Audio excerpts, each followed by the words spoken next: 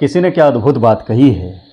कुछ समस्याएं हमारे पास ऐसी है जिनको सोचकर हमें दुखी होने से अच्छा हमें यह सोचकर खुश होना चाहिए कि दुनिया में कुछ ऐसी समस्याएं हैं जो हमारे पास नहीं हैं। हेलो दोस्तों, मैं आर के तिवारी। किसी शहर में धनीराम नाम का एक सेठ रहता था।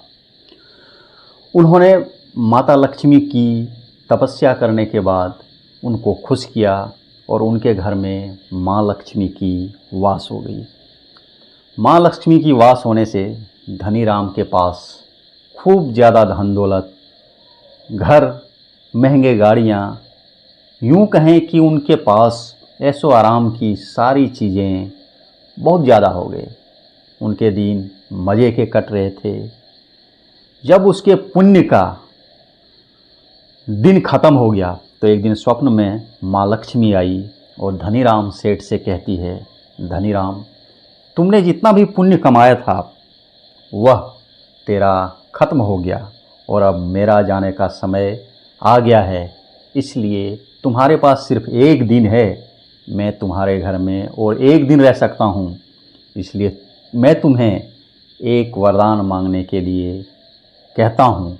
तुम मुझसे एक वरदान कुछ भी मांग सकते हो और मैं वह तुझे ज़रूर दूंगी। धनीराम सेठ को समझ में नहीं आया। उन्होंने माता लक्ष्मी से कहा कि माँ, मुझे एक दिन का समय दीजिए। कल मैं अपने परिवार से सलाह मशवरा करके और आपसे एक वरदान ज़रूर मांग लूँगा। माँ लक्ष्मी ने बोला, ठीक है, तेरे पास एक दिन का समय है। कल तू फिर रात को मैं तेरे स्वप्न में आऊँगा और तू मुझे जो भी वर मांगना है, एक वर तुम मुझसे मांग सकते हो। दूसरे दिन जल्दी धनीराम सेठ जगा और उन्होंने अपने घर के सभी परिवार से सलाह मशवरा करके और यह निर्णय लेना चाहा कि आखिर मैं माँ लक्ष्मी से एक वरदान वो कौन सी मांगूं जो मेरे लिए ज़्यादा उपयोगी सिद्ध हो सकता है।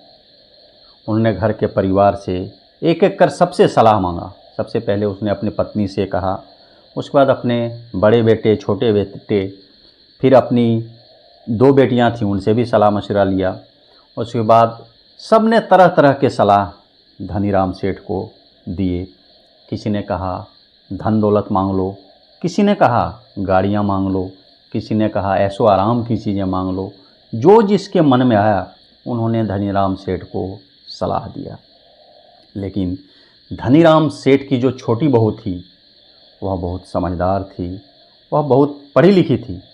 वह सबकी बातों को सुन रही थी और अंत में उन्होंने धनीराम सेठ से कहा कि पिताजी, आपको माँ लक्ष्मी से घर में शांति की वरदान मांग लेना चाहिए।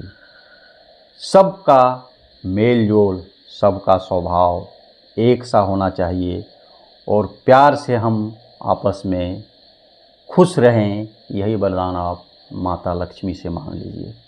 धनीराम ने रात को स्वप्न में माँ लक्ष्मी से कहा कि माता, मुझे आप एक वरदान यह दे दीजिए कि मेरा पूरा परिवार एक साथ रहे और हमारे परिवार के बीच में प्यार, सद्भावना की मोहब्बत बना रहे और हमें यह भी वरदान दे दीजिए कि हम आपस में एक दूसरे के साथ कभी लड़ाई झगड़ा ना करें।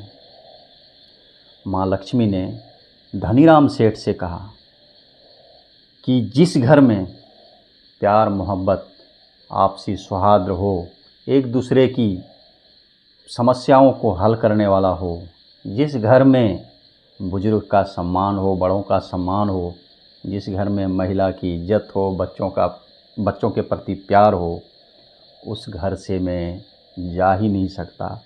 इसीलिए धनीराम, तुमने ऐसा वर मांग लिया कि मैं हमेशा तेरे घर में वास करूंगी।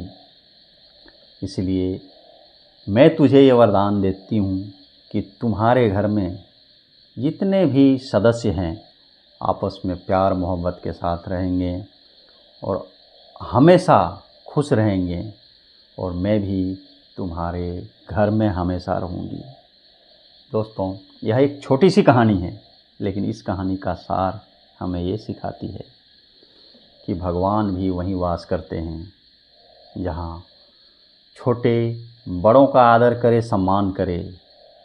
जिस घर में महिला का सम्मान हो, जिस घर में बच्चे को प्यार की भावना से देखा जाए, जिस घर में प्यार मोहब्बत हो, आपस में कलह ना हो, लड़ाई झगड़ा ना हो, वहाँ भगवान भी कहते हैं कि मैं वहाँ से कभी नहीं जाता हूँ।